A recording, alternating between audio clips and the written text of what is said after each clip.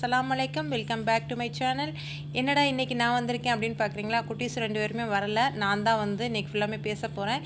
என்ன அப்படின்னு பார்த்தீங்கன்னா, இன்றைக்கி நம்ம வீடியோவில் வந்து ரெசிபி தான் பார்க்க போகிறோம். என்ன ரெசிபி அப்படின்னு பார்த்தீங்கன்னா, நாங்கள் காட்டில் சமைச்ச சிக்கன் பிரியாணி வந்து எப்படி செய்யலாம் அப்படின்றத இன்றைக்கி நம்ம வீடியோவில் பார்க்க போகிறோம். இப்போ வாங்க நம்ம வீடியோக்குள்ளே போகலாம். இன்றைக்கி பார்த்திங்கன்னா சிக்கன் பிரியாணி வந்து விறகு அடுப்பில் தான் சமைக்க போகிறோம். எந்த அளவுக்கு குவான்டிட்டின்னு பார்த்திங்கனாக்கும் 2.5 படி வந்து இன்றைக்கி பிரியாணி செய்ய போகிறோம். அதுக்கு வந்து 100 கிராம் நெய் சேர்த்துருக்கேன். 1/2 லிட்டர் அளவுக்கு கோல்டு வின்னர் சேர்த்துக்கலாம். இது ஆயில் ஹீட் ஆனோடனே வந்து 50 கிராம் வந்து முந்திரி பருப்பு சேர்த்துக்கலாம். முந்திரி பருப்பு வந்து நல்லா கோல்டன் கலரில் மாறினதுக்கப்புறம் ஒரு 3/4 கிலோ பெரிய வெங்காயத்தை ஸ்லேஸாக கட் பண்ணி வச்சுருக்கேன். அதையும் சேர்த்துக்கலாம் ஃபுல்லாத்தையும். இது எல்லாமே நல்லா வதங்கட்டும். நல்லா கோல்டன் கலரில் வந்து மாறணும். இந்தளவுக்கு மாறினதுக்கப்புறம் வந்து ஒரு கைப்பிடி அளவுக்கு புதினாவும் ஒரு கைப்பிடி அளவுக்கு வந்து மல்லியும் சேர்த்து நல்லா வதக்கிக்கலாம். இது லேசாக வதங்கும் போதே வந்து ஒரு 5 பீஸ் அளவுக்கு பச்சை மிளகாய் வந்து நல்லா கீறி அதோடு சேர்த்துட்டு நல்லா வதக்கிக்கலாம். இந்தளவுக்கு வந்து நல்லா வதங்கி இருக்கணும். வதங்கினதுக்கப்புறம் இஞ்சி பூண்டு பேஸ்ட்டு சேர்த்துக்கலாம். இஞ்சியும் பூண்டு சேர்த்தே வந்து உங்களுக்கு ஒரு 600 கிராம் அளவுக்கு சேர்த்துக்கிறணும். சேர்த்துட்டு நல்லா மிக்ஸ் பண்ணிக்கலாம். இதோட பச்சை வாசனை போகிற அளவுக்கு நல்லா மிக்ஸ் பண்ணியாச்சு. இந்த ஸ்டேஜில் வந்து ஒரு 1/2 கிலோ தக்காளியை வந்து குட்டி குட்டியாக கட் பண்ணி வச்சுருக்கோம். அதையும் வந்து சேர்த்துக்கலாம் ஃபுல்லாத்தையும். இந்த தக்காளி வந்து நல்லா மசிகிற அளவுக்கு வேக வச்சுக்கலாம். இந்தளவுக்கு வதங்கினதுக்கப்புறம் வந்து சில்லி பவுட்ரு வந்து ஒரு 4 டேபிள் ஸ்பூன் அளவுக்கு சேர்த்துக்கலாம். காரத்துக்கு வந்து உங்களோட காரத்துக்கு ஏற்ற மாதிரி பார்த்து சேர்த்துக்கோங்க. இப்போ கடைசியாக வந்து பிரியாணி மசாலா சேர்த்துக்கலாம்.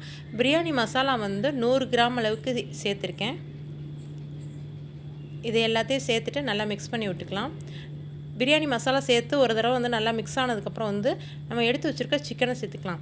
சிக்கன் வந்து நாங்கள் கம்மியாக தான் சேர்த்துருக்கோம். ஏன் அப்படின்னா பிரியாணியில் உள்ள சிக்கன் வந்து நிறைய பேர் சாப்பிட மாட்டேன் அப்படின்னு சொல்லிட்டாங்க. அதனால் வந்து கம்மியாக தான் சேர்த்துருக்கோம். சிக்கன் சேர்த்ததுக்கப்புறம் வந்து ஒரு 1/2 லிட்டர் தயிரை வந்து இது கூடவே சேர்த்துக்கலாம். சேர்த்துட்டு நல்லா ஒன்ஸ் வந்து நல்லா மிக்ஸ் பண்ணி விட்டுக்கலாம். மிக்ஸ் பண்ணி முடித்ததுக்கப்புறம் வந்து அளவு தண்ணி ஊற்றிக்கலாம். இப்போ வந்து நான் சீரக சம்பா ரைஸில் தான் இன்றைக்கி வந்து பிரியாணி சேர்ப்புறோம். சீரக சம்பா ரைஸ்க்கு வந்து ஒரு படி அரிசிக்கு வந்து 1.5 படி வந்து தண்ணி வைக்கணும். அந்த அளவு மட்டும் மெஷர்மெண்ட்டை பார்த்துக்கோங்க. இப்போ கொதிக்க வைக்கிறதுக்கு முன்னாடி வந்து 2 லெமனை வந்து புழிஞ்சு விட்டுட்டு நல்லா மூடி போட்டு கொதிக்க வச்சுக்கலாம். இப்போ பாருங்கள் நல்லா கொதிச்சிருச்சு. இந்த ஸ்டேஜில் நல்லா கொதிச்சு வந்ததுக்கப்புறம் நான் சீரக சம்பா ரைஸை வந்து ஒரு 1/2 மணி நேரத்துக்கு முன்னாடியே ஊற வச்சு வச்சுருந்தேன்.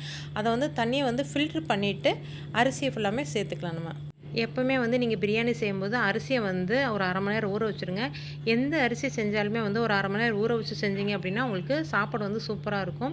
இப்போ நான் எல்லாத்தையுமே அரிசி ஊற வச்சதெல்லாம் வந்து தண்ணியை வடிகட்டிட்டு எல்லா அரிசியுமே சேர்த்துட்டேன். இதுக்கு தேவையான அளவுக்கு உப்பு சேர்த்துக்கலாம். உப்பு சேர்த்துட்டு நல்லா மிக்ஸ் பண்ணி விட்டுக்கோங்க. மிக்ஸ் பண்ணதுக்கப்புறம் வந்து அடியில் இருக்க கங்களை வந்து ரிமூவ் பண்ணிடலாம். ஏன் அப்படின்னா உங்களுக்கு வந்து கீழே வந்து அடி பிடிக்க ஆரம்பிச்சிடும். தண்ணி வந்து நல்லா வத்திருச்சு. அதனால் வந்து கீழே இருக்க கங்களை ரிமூவ் பண்ணிவிட்டு மேலே வந்து ஒரு 100 கிராம் அளவுக்கு நெய் சேர்த்துக்கலாம். ஆல்ரெடி வந்து 100 கிராம் சேர்த்துருக்கோம். இப்போ ஒரு 100 கிராம் மொத்தம் 200 கிராம் இந்த பிரியாணிக்கு வந்து சேர்த்துருக்கோம். அது சேர்த்ததுக்கப்புறம் நல்லா மிக்ஸ் பண்ணிவிட்டு மூடி போட்டு மூடிட்டு கீழே இருக்க கங்கெல்லாம் எடுத்து மேலே வந்து அந்த தட்டுக்கு மேலே வச்சுக்கலாம். அப்போ தான் வந்து தம்மு வந்து உங்களுக்கு வெளியாகாமல் மேலே இருக்க சாப்பாடுலாம் வந்து வேக ஆரம்பிக்கும். தம்மில் வச்சதுக்கப்புறம் ஒரு 20லேருந்து 25 நிமிஷம் கண்டிப்பாக வந்து தம்மில் இருக்கணும். நீங்கள் ஓப்பன் பண்ணி பார்க்கவே கூடாது. 20 நிமிஷம் கழித்து நீங்கள் எப்போ வேணாலும் எடுத்து ஓப்பன் பண்ணிக்கலாம். நான் பாருங்கள் 20 நிமிஷம் கழித்து எடுத்து ஓப்பன் பண்ணேன். சூப்பராக வந்து ரெடி ஆயிருந்துச்சு. நல்லா ஒன்றோட ஒன்று ஒட்டாமல் நல்லா பொழு பொழுன்னு சூப்பராக ரெடி ஆயிருந்துச்சு. நீங்கள் பாஸ்மதி ரைஸில் சாப்பிட்றதோட வந்து சீரக சம்பாவில் சாப்பிட்டு பாருங்கள். டேஸ்ட்டு சூப்பராக இருக்கும். ஓகே ஃப்ரெண்ட்ஸ், இந்த ரெசிபியை வந்து நீங்கள் கண்டிப்பாக ட்ரை பண்ணி பார்த்துட்டு எப்படி இருக்குது அப்படின்றத மறக்காமல் எனக்கு சொல்லுங்கள். இந்த வீடியோ உங்களுக்கு பிடிச்சிருந்தால் லைக் பண்ணி ஷேர் பண்ணி கமெண்ட் பண்ணுங்கள். மறக்காமல் அனிஷ்னா கிச்சனுக்கு சப்ஸ்கிரைப் பண்ணி பக்கத்தில் இருக்க பெல் பட்டனை கிளிக் பண்ணிக்கோங்க. ஓகே ஃப்ரெண்ட்ஸ், பாய்.